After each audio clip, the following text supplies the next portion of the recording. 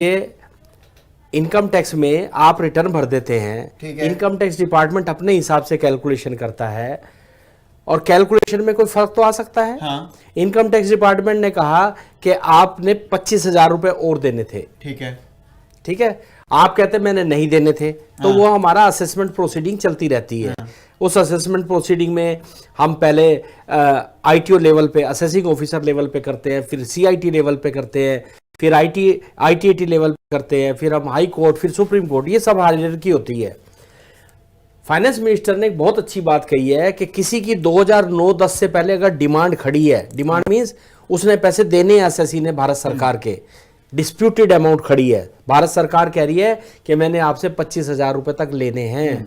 अगर 2009-10 financial year से पहले के आपके ऊपर 25,000 रुपए तक भारत सरकार के खड़े हैं तो भारत सरकार अब आपसे नहीं मांगेगी। ओके, तो ये एक बड़ी खबर है। लेकिन अभी की जो बड़ी खबर है उसमें बता देता हूं कि जो निर्मला सीतारमण ने कहा, उन्होंने कहा कि 25 करोड़ लोगों को हमने गरीबी रेखा से निकाला है, सभी योजनाओं से जो है गरीबी कम हुई है।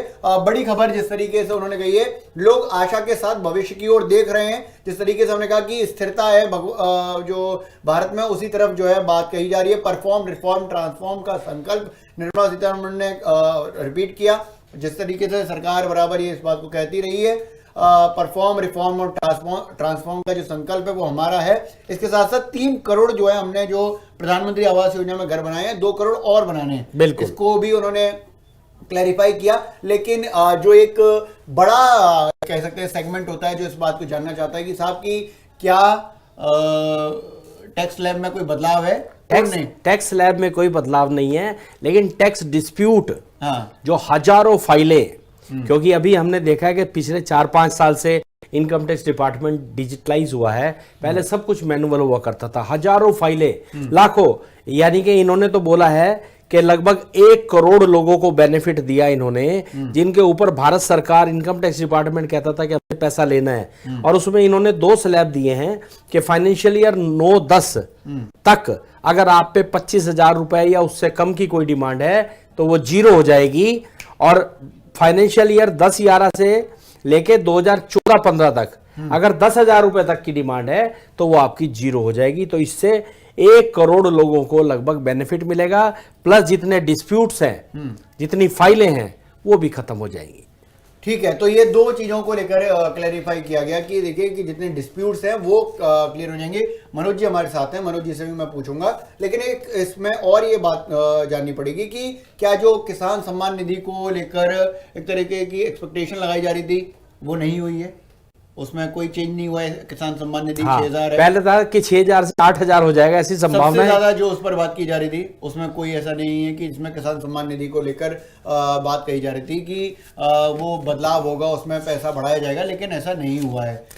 मनोज जी, जिस तरीके से हमने इस पूरे बजट को देखा, आपने इसको बड़े आसान भाषा में समझाया भी था, और मैं ये जानना भी चाहता हूँ कि अगर एक लाइन में या कहें कि इसको समझाइश के तौर पे समझें कि ये जो बजट भाषण था वो करीब 1 घंटे का 57 मिनट का था, उस भाषण से या बजट के जो पूरा का पूरा जो हिसाब किताब से इससे निकला क्या? इनकम टैक्स में कोई चेंज नहीं है, किसान सम्मान निधि बढ़ी नहीं है, इसके साथ साथ जो तमाम बातें कही जा रही थी कि कोई रोड मैप इस तरीके का हो सकता है जिसमें कोई स्कीम हो सकती है, लोक लुभावन वादे हो सकते हैं, ऐसा कुछ नहीं है। तो फिर अगर हम इस बजट को देखें तो देखें कैसे एक आम आदमी की नजर से? देखिए, सुबह भी मैंने ये बात कही थी कि ये बजट जो है अंतरिम बजट है, ये वोट ऑफ अकाउंट है। तो वोट ऑफ अकाउंट में पॉलिसी के रिलेटेड ऐलान होते हैं, टैक्स से रिलेटेड ऐलान नहीं होते। ठीक है, तो जैसा संभावित था वैसा ही हुआ, टैक्स को लेके कोई बड़ा ऐलान नहीं किया गया, ये पूर्ण बजट में ही हमें को देखने को मिलेंगे। और जहाँ तक आप योजनाओं की पॉलिसी मेकिंग की बात करें तो सरकार जिस रोड मैप पे चल रही थी, जिस रास्ते पे चल रही थी, उसी रास्ते पे चल रही है। उन्होंने ज़्यादा घर बनाने की बात की, गरीबी रेखा है बाहर लोगों को निकालने की बात कही, एक महिलाओं को 1 लाख पति बनाने की बात भी हुई है। और जो सबसे बड़ी बात, जैसे अभी राजी कह रहे थे, बहुत डिमांड थी ये इंडस्ट्री की कि जो पेंडिंग डिस्प्यूट पड़े हैं, पेंडिंग विवाद पड़े हैं, उनका निपटारा किया जाए। तो सरकार ने खुद ये माना है कि इनकम टैक्स अधिनियम जो था हमारा जी जी 1962 में आया था, उस 1962 के अधिनियम के आने के बाद आज 38 और 24 62 साल हो गए हैं, अभी तक पेंडिंग डिस्प्यूट 60 वाले भी पेंडिंग थे। तो सरकार ने एक वेलकम डिसीजन ये लिया है कि 25,000 रुपये तक की जितनी भी डिमांड हैं डायरेक्ट टैक्स की और इनडायरेक्ट टैक्स की, वो ख़त्म कर दी जाएंगी। और अगर ये डिमांड 9-10 से बाद की है और 14-15 से पहले की है तो 10,000 रुपये तक की डिमांड खत्म हो जाएगी। इससे हमारे सैकड़ों जो छोटे छोटे केस थे, निलंबित मामले थे डिफरेंट प्लेटफॉर्म पर, चाहे वो ITT पे थे या हाई कोर्ट में थे या कमिश्नर अपील पे थे, वो फाइलों का जो झंझट अननेसेसरी था वो खत्म हो जाएगा। लोगों को एक निजात मिलेगा, या आप कह सकते हैं। और जैसे वित्त मंत्री हाइबा ने बताया कि 1 करोड़ से ज़्यादा लोग इससे लाभान्वित होंगे। 1 करोड़ से ज्यादा लोग जो है, जो कई सारे जो एक तरीके से इनकम टैक्स वाले जो आप कह रहे हैं हिसाब किताब में कुछ ऐसा था कि जिसमें सामने से टकराव था, एक तरीके से टकराव था, है ना? यानी कि इनकम टैक्स डिपार्टमेंट कहता था कि आपने इतना पैसा देना है, असेसी कहता है मैंने पैसा नहीं देना है। एक डिस्प्यूट था, वो डिस्प्यूट जो है अब खत्म हो जाएंगे। लगभग 1 करोड़ फाइलें, 1 करोड़ लोगों को इसका बेनिफिट मिलेगा। ठीक है।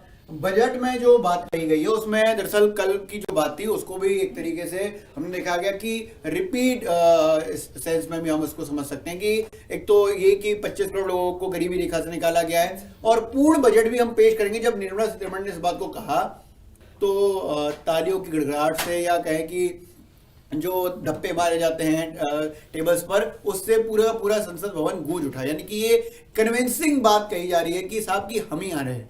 बिल्कुल, ये तो मोदी जी की कई बार स्पीच से जाहिर है, ओपनली उन्होंने कहा है, क्योंकि कॉन्फिडेंस है, काम उन्होंने काम किया है और वो काम नजर आ रहा है धरातल पे, उनकी जो वर्किंग है वो नजर आ रही है। और जैसे अभी मनोज भाई ने बात कही थी कि जो रोड मैप फाइनेंस मिनिस्ट्री ने, सरकार ने बनाया था, सरकार और फाइनेंस मिनिस्ट्री उसी दिशा में बढ़ रही है।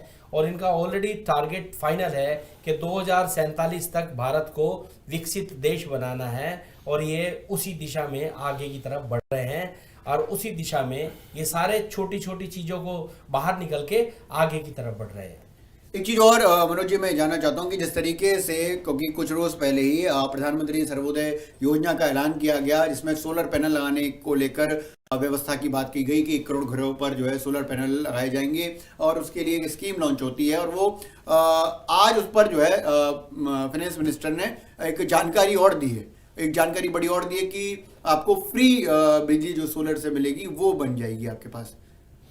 देखिए, इस समय जो सरकार का फोकस है, इस समय लास्ट टाइम भी आप अगर वित्त मंत्री को सुना हो तो उन्होंने सस्टेनेबिलिटी की बात की थी। ग्रीन टेक्नोलॉजी और सस्टेनेबिलिटी पर सरकार का बहुत ज़्यादा फोकस है।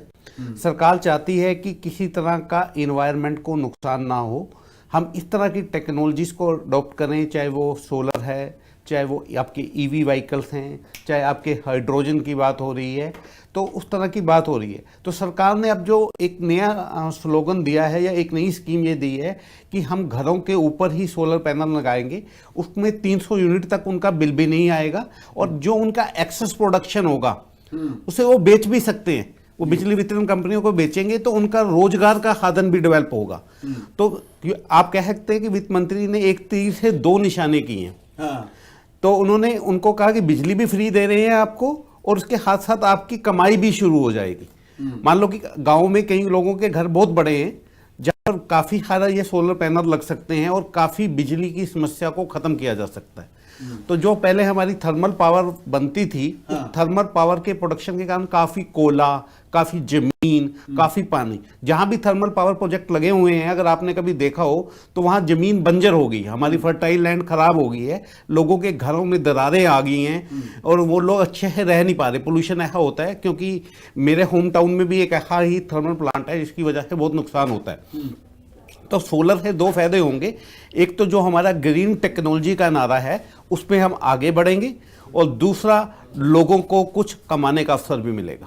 जी, एक चीज और मैं राज्य आपसे जानना चाहूंगा कि जिस तरीके से बार बार बात करी जा रही है घरों को लेकर, आप और मनोज जी लगातार लिख भी रहे थे, बातचीत भी कर रहे थे, तो पीएम आवास योजना में जो 3 करोड़ घर जो है बना दिए गए हैं, अब तक इसका ऐलान जो है फाइनेंस मिनिस्टर ने जो किया है, लेकिन 2 करोड़ घर और बनाए जाएंगे, ये एक बड़ा ऐलान है। ये बहुत बड़ी बात है। टोटल इनका टारगेट 5 करोड़ घर बनाने का है।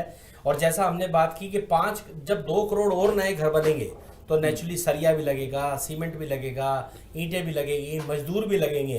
तो आप सोचिए इससे हमारी जो है जीडीपी पे भी बहुत पॉजिटिव इम्पैक्ट आएगा, इससे लोगों को रोजगार भी मिलेगा, इससे हमारी मैन्युफैक्चरिंग सेक्टर को भी बूस्ट मिलेगा, और इससे हमारे जो लोग हैं जिनके पास अपना घर नहीं है वो घर भी उनको मिलेगा। तो इससे मैं समझता हूँ ओवरऑल ग्रोथ होगी हमारे देश। यानी कि जो रियल एस्टेट वाली बात आप कह रहे थे, अगर मनोज जी इस बात को देखें कि जो रियल एस्टेट में जो है बड़ा चेंज आ सकता है, एक मूवमेंट आ सकता है। यहाँ पर मैं एक चीज राज्य की बात में ऐड करना चाहूंगा। प्लीज। पहले तक लोग क्या सरकार से डिमांड करते थे कि हमें सस्ता होम लोन मिले, सस्ते ऋण पे ब्याज मिले। हाँ। लेकिन अब लोग क्या मिल रहा है, मुफ्त में घर मिल रहा है, सरकार वो घर बना के दे रही है, जिसकी वजह से लोगों को अपना घर भी मिलेगा और इस ब्याज के जो ऋण की लायबिलिटी होती है उससे भी छूट मिलेगी। जी, तो ये 2-3 बड़े जो ऐलान है उसको लेकर बात लगातार की जा रही है। फ्री बिजली वाली बात जो है वो मैं एक बार आपको सुना देता हूं, जो निर्मला सीतारमण ने जो कही है। PM Awas Yojana Gramin. Despite the challenges due to COVID, implementation of PM Awas Yojana Gramin continued, and we are close to achieving the target of 3 crore houses. 2 crore more houses will be taken up in the next 5 years to meet the requirement arising from increase in the number of families. Rooftop solarization and Muft Bijli. Through rooftop solarization, 1 crore households will be enabled to obtain up to 300 units free electricity every month. This scheme follows the resolve of Honorable Prime Minister on the historic day of consecration of Sri Ram Mandir in Ayodhya. Following benefits are expected: savings up to 15 to 18,000 rupees annually for households from free solar electricity and selling the surplus to the distribution companies. Charging of electric vehicles. Entrepreneurship opportunities for a large number of vendors for supply and installation. Employment opportunities for the youth with technical skills in manufacturing, installation, and maintenance. Housing for middle class. Our government will launch a scheme to help deserving sections of the middle class, and I quote from Honorable Prime Minister's words, living in rented houses or slums or chawls and unauthorized colonies, unquote, to buy or build their own houses. PM Awas Yojana Gramin. Despite the challenges due to COVID, implementation of PM Awas Yojana Gramin continued, and we are close to achieving the target of 3 crore houses. 2 crore more houses will be taken up in the next 5 years to meet the requirement arising from increase in the number of families. Rooftop solarization and Muft Bijli. Through rooftop solarization, 1 crore households will be enabled to obtain up to 300 units free electricity every month. This scheme follows the resolve of Honorable Prime Minister on the historic day of consecration of Sri Ram Mandir in Ayodhya. Following तो लगातार जिस बात की हम चर्चा कर रहे हैं कि 3 करोड़ घर बना दिए हैं और 2 करोड़ और बनाने हैं, तो एक बड़ा जो ऐलान है इसको माना जा सकता है। ये बहुत बड़ा एक चेंज आएगा। इससे बहुत हमें प्रोडक्शन को, हमारे एम्प्लॉयमेंट को बहुत एक सपोर्ट मिलेगी इसके द्वारा। 2 करोड़ मकान बनना, सोचिए सीमेंट भी लगेगा और सरिया भी लगेगा और इसके अंदर वर्कर भी लगेगा, तो इससे रोजगार भी मिलेगा। और हमने देखा कि सरकार ने इस चीज को भी बड़े अच्छे से अपने आप को थपथपाया है कि 25 करोड़ लोगों को गरीबी रेखा से बाहर निकाला है। इसमें जब लोगों को घर मिलेगा, उनकी जो है जीवन बेहतर स्थिति में होगा, उनको अच्छे कामकाज के साधन मिलेंगे, तो नेचुरली इसका ओवरऑल बेनिफिट हमारे देश की जो ग्रोथ है उसको मिलेगा। मनोज जी प्लीज। इसमें मैं कुछ ऐड करना चाहूँगा। राज जी ने कहा कि 2 करोड़ मकान और बनेंगे, 3 करोड़ पहले सरकार बना चुकी है। 5 करोड़ घर बनाने का मतलब है कि एवरेज फैमिली में 4 लोग होते हैं, तो 20 करोड़ लोगों को छत मिलेगी। जो पहले बिना छत के रह रहे थे, सड़कों पे होते थे, रोड साइड लोग थे, उनको इस ठंड में एक नया मकान मिल जाना, छत मिल जाना, तो एक बेसिक नेसेसिटी जो जनता की होती है सरकार ने पूरी कर दी है। और मेरा ये मानना है कि अगर 20 करोड़ लोगों को वो छत मिल जाती है तो जनसंख्या का इतना ही भाग लगभग था जिन पे घर नहीं था, बाकी लोग तो रह रहे थे। ये उन लोगों को घर दिए जा रहे हैं जिन पे वाकई में छत नहीं थी, तो एक बड़ा वर्ग इसमें इंक्लूड हो जाएगा।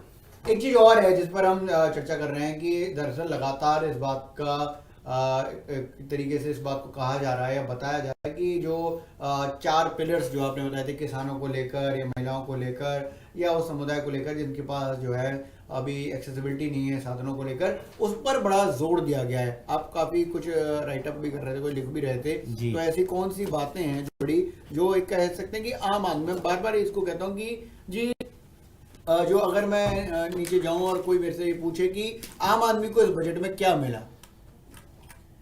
देखिए, आम आदमी को जिस तरह से इन्होंने, हम इसको मिलने को बजट से ना देखें। सरकार ने पुराने बजट में अपना रोड मैप दे दिया है और वो रोड मैप की दिशा में सरकार चल रही है। Welfare of Annadata. Farmers are our Annadata. Every year under PM Kisan Samman Yojana, direct financial assistance is provided to 11.8 crore farmers, including marginal and small farmers. Crop insurance is given to 4 crore farmers under PM First. इतना बड़ा road map है ये। Direct tax collection की जो budget में इन्होंने expect किया उससे ज्यादा ग्रोथ हो रही है, तो सब ये रोड मैप बने हुए हैं। इसलिए ये कोई उसमें चेंज लाके, और वैसे भी ये इलेक्शन का बजट है तो ये इसमें कुछ जाना भी नहीं चाह रहे थे, एंट्रीम बजट है, तो जो कुछ अगर कोई चेंज आएगा तो मैं समझता हूँ वो फाइनल बजट में आएगा।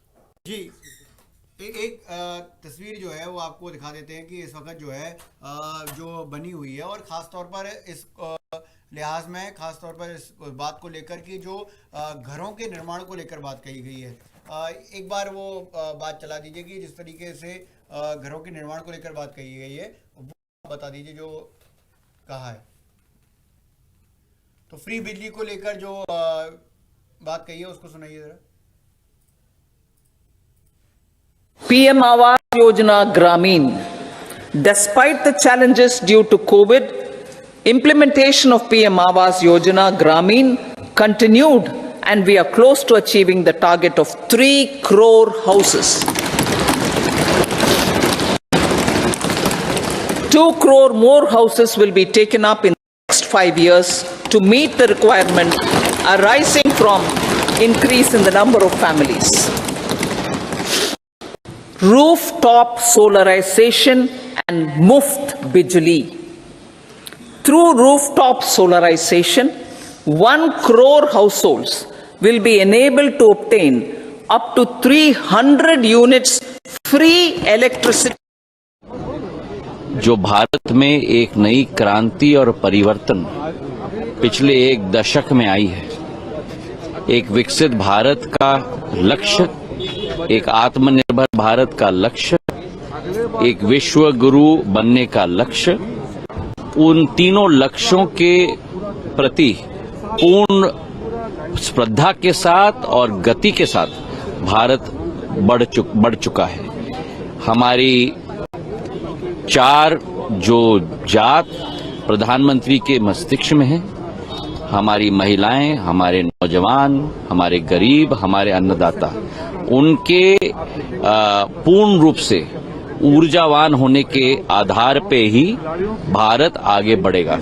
और जो नए नए कीर्तिमान हर एक क्षेत्र में हमने स्थापित किए हैं, चाहे वो संरचना हो, चाहे प्रधानमंत्री आवास योजना हो, जो चाहे गरीब कल्याण योजना हो, चाहे आयुष्मान कार्ड योजना हो, एक एक क्षेत्र में हमारे नौजवानों ने नए कीर्तिमान स्थापित किए हैं, चाहे ओलंपिक्स हो, चाहे कोई भी प्रतिस्पर्धा हो। भारत अब आगे बढ़ चुका है। यही समय है, सही समय है। बहुत बहुत धन्यवाद। तो सिविल एविएशन मिनिस्टर जो हैं ज्योतिराज सिंधिया, वो कह रहे हैं कि यही समय है, सही समय है। जो प्रधानमंत्री जी का जो वाक्य है उसको वो दोहरा रहे हैं। और जिस तरीके से उन्होंने कई सारी चीज़ों को गिनाया, उपलब्धियों को गिनाया, मनोज जी जिस तरीके से उपलब्धियां गिनाई जा रही हैं, बेसिकली ये एक्सपेक्टेड थी। जो बात कही गई है वो एक्सपेक्टेड थी। इसमें बहुत ज़्यादा रद्दोबदल तो नहीं की गई है। देखिए, मैं सुबह से यही कह रहा हूँ, ये जो बजट है भारत निर्माण के लिए बजट किया जा रहा है। ये बजट आज को ध्यान में नहीं बनाया जा रहा। आज जो हमें फोकस दिया गया है, पिछले साल से ही प्रधानमंत्री जी ये कह रहे हैं, ये 25 साल का अमृत काल है और 2047 में जब हम विकसित भारत बनेंगे, विकसित हिंदुस्तान बनेंगे, तब हमें इसके रिजल्ट नजर आएंगे। आज तो हम उसका रोड मैप सेट कर रहे हैं। तो जो भी योजनाएं बनाई जा रही हैं वो रोड मैप सेट कर रही हैं। अब देखिए, एक जो ये बिजली फ्री देने वाली बात हो रही है, अगर 300 रुपये यूनिट है तो एवरेज बिजली का रेट पर यूनिट 7 रुपये है, 8 रुपये है। तो 2000 रुपये की इंडायरेक्ट पेंशन उन लोगों को दे दी। अदरवाइज 2000 रुपये महीने का बिजली का बिल भरते थे वो, तो इंडायरेक्टली 2000 रुपये की पेंशन मिल गई। ये एक बड़ी बात है राजी, जो मनोज जी कह रहे हैं कि इनडायरेक्टली बेनिफिट्स बहुत सारे दिए जा रहे हैं। और ये बेनिफिट जो है आम आदमी को और देश के किसी भी कोने में मिलेगा। जो भी सोलर का बेनिफिट लेना चाहेगा, तो सोचिए आप कि गवर्नमेंट ने कितना अच्छा ये एक स्कीम निकाली है।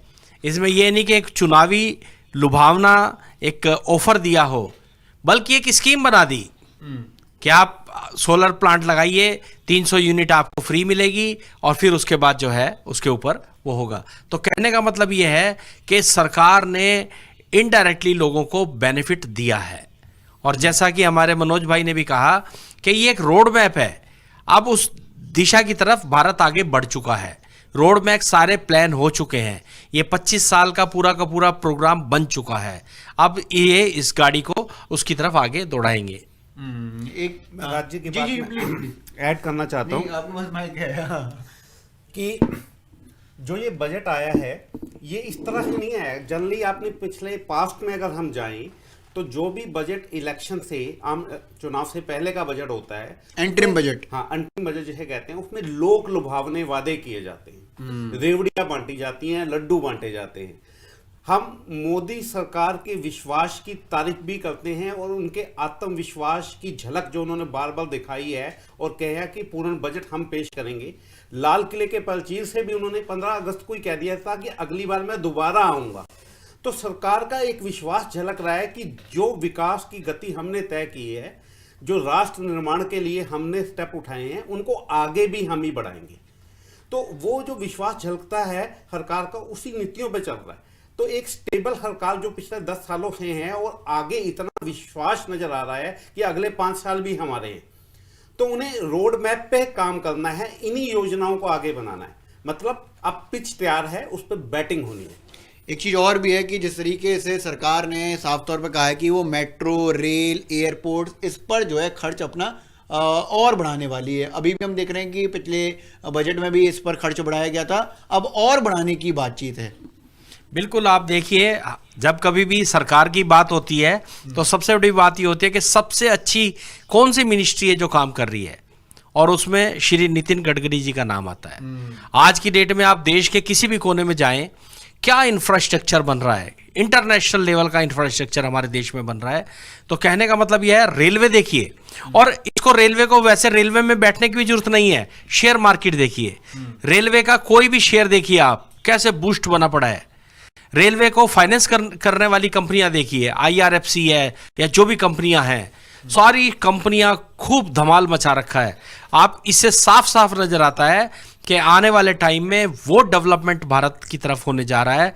पूर्ण विकसित देश हमारा देश जो है 2047 से पहले ही बन जाएगा, ऐसा मेरा मानना है। देखिए, रेलवे वाला जो सेगमेंट है उस पर आपका क्या टेक है? क्योंकि जिस तरीके से इंफ्रास्ट्रक्चर में जो पैसा दिया गया है वो पहले के मुकाबले और ज़्यादा देने की बात कही गई है। देखिए, इसमें क्या है कि पहले हम देखते थे कि हमारे यहाँ पैसा कौन लगाएगा। आज पूरा विश्व भारत की तरफ देख रहा है, चाहे वो भारत का शेयर बाजार है, चाहे वो हिंदुस्तान के बिजनेसेस हैं।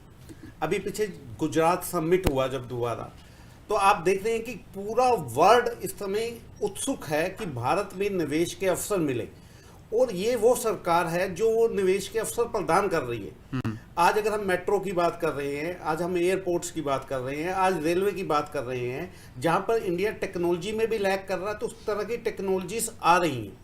और सुबह है जो मैं बात कर रहा हूं, आज से कुछ साल तक पहले तक बात करें तो मोबाइल की छोटी सी चिप, एक पेन ड्राइव, एक उसके जो सेमी कंडक्टर हैं, वो भी भारत में नहीं बनते थे, वो असेंबल हो रहे हैं फर्स्ट टाइम। अब 2022 के बाद से हम देख रहे हैं कि सेमी कंडक्टर्स के यूनिट भी भारत में लग रहे हैं। अब कुछ टाइम बाद हम पूरा मोबाइल यहाँ बनाएंगे, हमें उसे कोई पार्ट बनाने के लिए चाइना नहीं जाना पड़ेगा। तो जो बजट है, बार बार एक ही बात दोहराई जा रही है, ये विकसित भारत का बजट है, 2047 फोकस बजट है। तो जब हमारी 30 ट्रिलियन इकोनॉमी होगी, विकसित भारत होगा, हम सुपर पावर होंगे, उसी लॉन्ग टर्म विजन के साथ Modi ji long term budget दे रहे हैं। देखिए, अब मैं इसकी जो बजट है उसकी कुछ बड़ी जो महत्वपूर्ण बातें हैं मैं आपको बता देता हूं। देखिए, जैसे कि इनकम टैक्स स्लैब में कोई बदलाव नहीं किया गया है। बजट को लेकर सबसे पहले जो सवाल आता है, क्या इनकम टैक्स स्लैब में कोई बदलाव किया गया है? नहीं, इनकम टैक्स स्लैब में कोई रत्ती भर का बदलाव नहीं है। कुछ भी सस्ता नहीं है, कुछ भी बहुत महंगा नहीं, मतलब कि जो सस्ता महंगा का जो स्कोप होता था वो अभी ख़त्म है। कस्टम और एक्साइज में कोई भी बदलाव नहीं किया गया है। कस्टम और ड्यूटी, एक्साइज ड्यूटी जो लगती है वो एज इट इज़ लगती रहेगी। पीएम किसान या किसी भी स्कीम में पैसे नहीं बढ़ेंगे, जिसको लेकर बात कही जा रही थी कि पीएम किसान निधि में पैसे बढ़ सकते हैं, ना, कोई पैसे नहीं बढ़ेंगे। मिडिल क्लास के लिए हाउसिंग स्कीम लाई गई है। ये हाउसिंग स्कीम मैं आपसे पूछूंगा, 1 करोड़ घरों की छत पर सोलर पैनल लगाने की जो बात कही गई है, वो इसमें दरअसल 2 रोज़ पहले या कहें 4 रोज़ पहले जो ऐलान हुआ था, 22 तारीख को, मतलब हाँ, मतलब मेरा कहने का सेंस वही है। तो इसमें 300 यूनिट फ्री बिजली मिलेगी, उसको भी हमने जैसे समझाया। लेकिन मिडिल क्लास की जो हाउसिंग स्कीम है उस पर बात करेंगे। सरकार सड़क, मेट्रो, रेल, एयरपोर्ट बनाने पर खर्च बढ़ाएगी। 11,11,000 करोड़ रुपए ये जो है दिए जाएंगे। पिछली बार की तुलना में ये 11% ज़्यादा है। पिछली बार की तुलना में ये 11% ज़्यादा जो है पैसा दिया जा रहा है। इस साल सरकार का घाटा जो है अनुमान से कम है। जो फिजिकल डेफिसिट, जो राजकोषीय घाटा हमने बात करी थी, बात करी थी हमने मनोज जी से राजकोषीय घाटे पर तो उसमें 5.8% रहा है, जो 5.9% होने की बात यह कही जा रही थी कि एक्सपेक्टेशन है कि इतना हो सकता है। 0.1% जो है ये कम रहा है। अगले साल जो घाटा 5.1% करने की बात है। अब बात करते हैं मिडिल क्लास के लिए हाउसिंग स्कीम लाने की बात जो है सरकार ने की है। देखिए, हाउसिंग स्कीम तो हमेशा ही अच्छी रहती है देश की तरक्की के लिए। आज हमारे जो मिडिल क्लास हैं, वो कई लोग किराए के घरों में रहते हैं, उनको किराया देना पड़ता है। और सरकार ने जिस तरह से मिडिल क्लास के लिए एक तरफ तो इनकम टैक्स में छूट दी है, चाहे वो सेक्शन 80C की छूट है जिसके अंदर प्रिंसिपल रीपेमेंट की छूट मिलती है। दूसरी तरफ section 24 of the income tax act में आपको हाउसिंग लोन के ऊपर जो है 2 लाख रुपए तक के ब्याज की छूट मिलती है। तीसरी तरफ बैंकों को इंस्ट्रक्शन है कि मिनिमम रेट पे आप हाउसिंग लोन दीजिए। उधर सरकार ने बिल्डर्स के लिए जो रियल एस्टेट सेक्टर है उसके लिए काफ़ी जो अफोर्डेबल हाउसिंग है उसमें काफ़ी बेनिफिट देती है, ताकि जो लोग किराए के मकान में रहते हैं वो अपना मकान ले लें, और अगर वो सैलरी क्लास है उसको जो पैसा इन्वेस्ट कर रहा है उसमें उसको टैक्स का बेनिफिट मिल जाए। और कुछ लोग इस तरह के भी हैं जिनके पास अपना मकान है लेकिन वो इस स्कीम का फ़ायदा उठा के अपने मकान को मल्टीपल भी कर सकते हैं। अगर हम इसको इन्वेस्टमेंट के पॉइंट ऑफ व्यू से देखें तो आप कोई नया मकान लेके और उसको हाउसिंग लोन लेके, इस पर कुछ बोलना बजट पर युवा, गरीब और महिला, ये चारों का समावेश था इसमें। अब प्रधानमंत्री आवास में 3 करोड़ 2 करोड़ घर और स्वीकृत करना, लाखपति दीदी एसएचजी ग्रुप में 3 करोड़ की संख्या को निर्धारित करना, ऐसे कई योजनाएं हैं जो दिखाता है कि एक तरफ वेलफेयर भी है तो दूसरे तरफ 3 कॉरिडोर रेलवे का अनाउंस होना तो एक एक्सपेंडिचर भी है। तो ये समावेशी विकास का इससे बड़ा और कुछ उदाहरण नहीं हो जनसंख्या सकता। कमेटी गठित करने की भी बात कही गई है आज के बजट में, इस पर क्या फायदा? स्वाभाविक है, अब कमेटी जो गठित हुई है उसकी की चर्चा की गई है, आगे उस पर देखा जाएगा। विरोध कर रहा है, विपक्ष कह रहा है ये बजट देश के लिए नहीं है। तो ये तस्वीर आ रही है जिसमें ओम बिरला से मुलाकात कर रही हैं निर्मला सीतारमण, और इसके अलावा जो है राज्यसभा से भी तस्वीरें आ रही हैं। राज्यसभा में क्या इस समय हाल है वो आपको नज़र करवा देते हैं, क्योंकि अभी की जो बड़ी खबर है उसमें बहुत ज़्यादा कुछ जो है बजट के साथ साथ दिखता नहीं है, लेकिन हाँ कॉन्फिडेंस जरूर नज़र आ रहा है। मोदी सरकार के अंदर कॉन्फिडेंस ज़रूर नज़र आ रहा है कि वो एक तरीके से हैट्रिक लगा लेंगे, ये कॉन्फिडेंस ज़रूर दिखाई दे रहा है। मनोज जी देखिए, जो हैट्रिक लगाने की बात हो रही है वो आत्मविश्वास तो कोविड टाइम से झलक रहा है सरकार में कि हम 3rd टाइम भी रिपीट करेंगे, चाहे वो लाल किले से दिए गए भाषण की बात हो, चाहे राम मंदिर के प्राण प्रतिष्ठा के हमें भाषण देते की बात हो, या कल प्रधानमंत्री जी ने जो बजट से पहले अपनी स्पीच दी उसमें जो बात कही, तीनों जगह वो इतने ज़्यादा आत्मविश्वास से नजर आए कि तीसरी बार हम ही आ रहे हैं। और ये विश्वास क्यों पैदा हुआ? क्योंकि जनता उनके साथ है, लोग आप एक मोटिवेटर के रूप में देख रहे हैं। ऐसे नहीं लोग कह रहे कि वो बेस्ट लीडर हैं, बेस्ट लीडर बनने के किरेन रिजिजू कुछ अपनी बात कह रहे हैं, किरेन रिजिजू को सुन लेते हैं। इतना बढ़िया फाइनेंशियल स्थिति देश का आज मोदी जी के नेतृत्व में पहुंचाया है कि हम दुनिया का सबसे कॉन्फिडेंट देश बन गए हैं आर्थिक व्यवस्था के मामले में भी। This budget submitted by our Honorable Finance Minister Nirmala Sitharaman ji is a great project. It will strengthen the Viksit Bharat Yatra. It will strengthen and it will cover all sections of the citizens of the country. Rajya Sabha में बोल रही निर्मला सीतारमण, सुनिए। Shrimati Nirmala Sitharaman.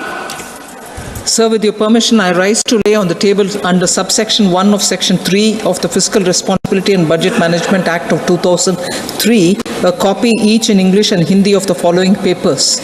1. Medium-term fiscal policy cum fiscal policy strategy statement and macroeconomic framework statement. Thank you.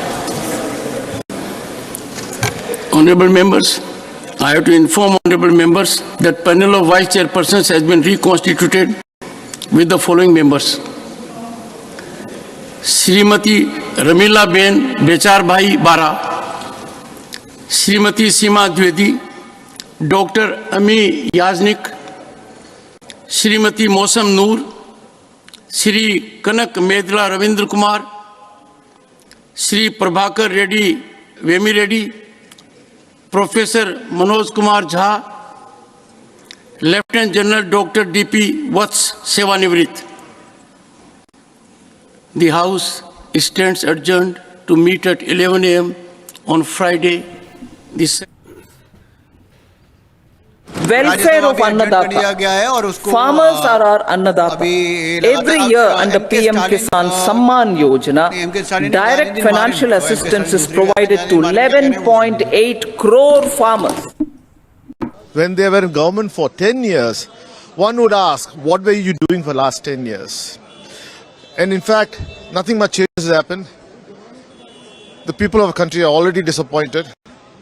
Moreover, if you realize that all the incentives are given to the bridge companies, the performance linked incentives are not going for the really deserving companies, but for all the other companies which are manipulating it. Overall, I will say that people are rejected with this budget. There should have come something else better for this. तो दयानिधि मारन जो हैं वो कह रहे हैं कि ऐसा है कि बजट में कुछ नहीं है।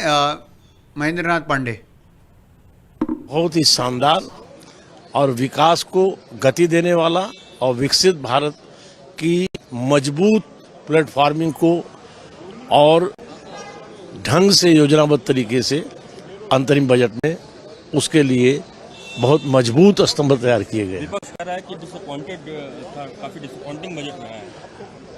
उनकी टिप्पणी में मैं कोई कमेंट नहीं करूंगा, लेकिन अब जैसे देखिए युवाओं के लिए फेम योजना है जिससे उनको ई व्हीकल्स की प्रोत्साहन उस पर कदम उठाए गए हैं और जो आवास है उसकी गति और बढ़ाई गई है, लखपति दीदी गति बढ़ाई गई है। ये सब सकारात्मक बजट है। असली बजट तो जुलाई में आएगा। इंट्री बजट में कोई ऐसी बात नहीं। क्या क्या बेनिफिशियल चीजें थी अगर आपको लगा हो या जो बताना चाहिए? मुझे कुछ बताना नहीं है, ये तो वही पुराना बजट चल रहा है, जो काम में है वो करनी है और ठीक है चल रहा है। रोजगार के अवसर बढ़ेंगे और बहुत सारे हम उम्मीद करते हैं कि लोगों को फायदा हो। हमारी तो यही है कि वतन आगे बढ़े, तरक्की करे।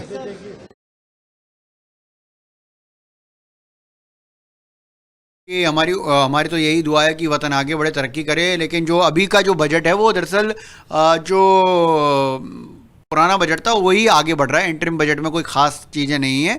जब पूर्ण बजट आएगा तभी उसमें कुछ नया हो सकता है। बिल्कुल ठीक है, जैसा हमने पहले भी डिस्कस किया कि एक रोड मैप के तहत ये बजट है और रोड मैप ऑलरेडी डिसाइड हो चुका है। 25 साल का जो हमारा अमृतकाल का रोड मैप है वो तैयार है, इम्प्लीमेंटेड है और उसी रास्ते पे सरकार आगे बढ़ रही है। जी, जो हम बात कर रहे थे सरकार के आत्मविश्वास की, वो आत्मविश्वास ही है सरकार का जिसकी वजह से सरकार को ये रेवड़ियां बांटने की जरूरत नहीं पड़ रही। उससे पहले जो भी सरकार आती थी, जो भी लोकसभा से पहले का बजट होता था, बहुत सारे जन लुभावने वादे किए जाते थे, कई तरह की स्कीम लाई जाती थी ताकि वोट बैंक की राजनीति की जा सके। तो सरकार की जो कॉन्फिडेंस लेवल है, जो हमारे ये अमृतकाल का बजट है, मोदी जी को ये रेवड़ियां बांटने की जरूरत नहीं पड़ रही, क्योंकि मोदी जी जानते हैं कि अब जनता जो उन्होंने स्लोगन दे रखा है, सबका हाथ, सबका विश्वास, सबका विकास, तो विश्वास जनता का आज उनके साथ है और उसी विश्वास को लेके वो आगे बढ़ रहे हैं। आज भारत वो भारत नहीं रहा कि हमें वोट लेने के लिए लड्डू बांटने पड़े। आज जनता जाग चुकी है और वो समझती है कि विकास करने वाली सरकार कौन सी है, हम उसी सरकार के साथ रहेंगे। इसी वजह से मोदी जी अपनी टर्म 3 को लेके कॉन्फिडेंट है। लेकिन जिस तरीके से दयानिधि मारन भी कह रहे थे कि 10 साल से ऐसा कुछ खास नहीं हुआ है और ऐसे ही इस इंटरिम बजट में देखने को मिला है कि कुछ खास तो नहीं मिला। देखिए, वो तो अपोजिशन वाले हैं, हालांकि मैं भी कोई पार्टी की तरफ से नहीं, उनका प्रवक्ता नहीं हूँ, लेकिन अपोजिशन तो हमेशा क्रिटिसाइज ही करेगा। लेकिन आज की डेट में हमें सब कुछ नज़र आता है। हम भी एक फाइनेंशियल कंसल्टेंट हैं और हम देखते हैं कि कैसे आज की डेट में जो वर्किंग है सरकार की, चाहे वो हम पहले इनकम टैक्स की रिटर्नों के लिए लाइन में लगा करते थे, रिफंड के लिए चक्कर काटा करते थे, असेसमेंट कराने के लिए चक्कर काटा करते थे, और आज फाइनेंस मिनिस्टर ने बड़ी अच्छी बात कही है कि अब भारत जो है करप्शन फ्री इंडिया है। और वो कब ख़त्म होगा? जब सब चीज़ें डिजिटलाइज होंगी। अब आप देखिए 48 घंटे के अंदर 80-85% लोगों का इनकम टैक्स का रिफंड अपने आप आ जाता है। पहले 2 साल 10-10 साल तक इनकम टैक्स के रिफंड नहीं आते थे, जब तक आप फॉलो अप ना करें, जब तक जाके उन लोगों का मुंह मीठा ना करें। तो आज विकसित भारत की तरफ भारत बढ़ रहा है, रोड मैप बन चुके हैं, सारी चीज़ें इम्प्लीमेंट हो चुकी हैं, हो रही हैं। तो मैं नहीं समझता कि भारत सरकार को किसी तरह के कोई लुभावने वादे करने की जरूरत थी, क्योंकि वो कॉन्फिडेंट है, उनकी जो वर्किंग है वो नज़र आ रही है और भारत विकास की तरफ आगे बढ़ रहा है। लेकिन एक जो खामी नज़र आती है, मतलब कि जिस तरीके से लोगों की एक्सपेक्टेशन थी उस किसान वर्ग को जिस तरीके से आप दोनों ने बताया, देश हमारा कृषि प्रधान देश है, वाकई है। अब 19 से चलकर 24 तक आते आते महंगाई तो बढ़ी है, तो किसान सम्मान निधि जो दी जा रही है 6,000 रुपये प्रति वर्ष, वो कुछ बढ़ती तो मतलब बजट में जोर आता। सर देखिए 11 करोड़ किसानों को ऑलरेडी सरकार बेनिफिट दे रही है, और सबसे बड़ी बात है, चूंकि हम इनकम टैक्स के कंसल्टेंट हैं, किसानों के ऊपर किसी भी तरह का कोई टैक्स नहीं है जी। पॉलिटिक्स ऑफ वेंडेटा, इसमें विश्वास रखते हैं, वो आज तक नहीं हुआ।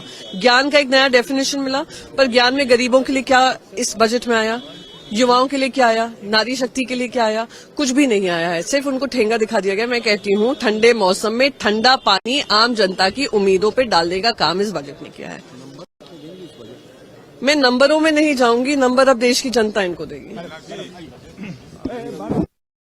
बजट को जो है आज पेश किया गया इंटरिम बजट, तमाम उसके अंदर जो बातें कही गई हैं उसको किस तरीके? देखिए इंटरिम बजट है और निर्मला जी ने कह भी दिया कि फुल बजट हम अपना पेश करेंगे।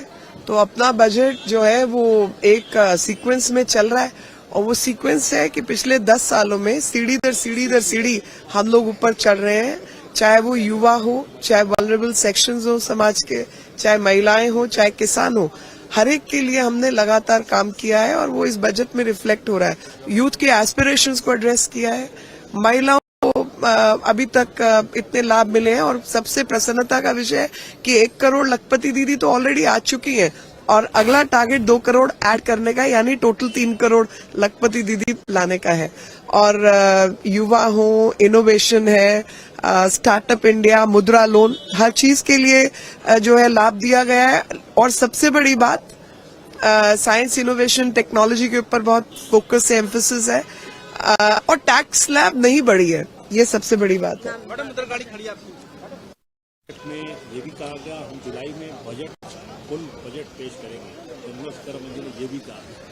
उम्मीदें इस बात की कि जो अब तक सरकार के काम हुए जनता उस पर मोहर लगने वाली है, इसीलिए ये बात। सबसे पहले बोलूं कि 2024 के पहले ये जो बजट हुआ है, तो वही बात जो है सब तरफ से कही जा रही है कि टैक्स स्लैब नहीं चेंज हुआ है, tax slab as it is है, और एंट्रिम बजट है, तो इसलिए बहुत ज़्यादा जो है किसी भी पक्ष से कोई बहुत ज़्यादा बात नहीं कही जा रही। कहा जा रहा है कि जो जुलाई में या जब भी जो पूर्ण बजट आएगा उस पर ही टिप्पणी करना ठीक ज़्यादा रहेगा। अभी तो इस बजट में ऐसा कुछ खास नहीं है जो प्रियंका चतुर्वेदी ने कहा कि बट लेकिन जिस तरीके से पक्ष की तरफ से, यानी कि मोदी सरकार में जो इस वक्त उनके साथ हैं, उनका कहना है कि जो बजट है वो जिस गति से हमारी सारी चीज़ें चल रही हैं उस गति से ही चल रहा है। तो क्या आज पूरा बजट रहा है, एक तरीके से एक बार फिर से सुना दीजिए कि जिस तरीके से 57 मिनट का जो भाषण रहा निर्मला सीतारमण का, उन्होंने उस पूरे बजट को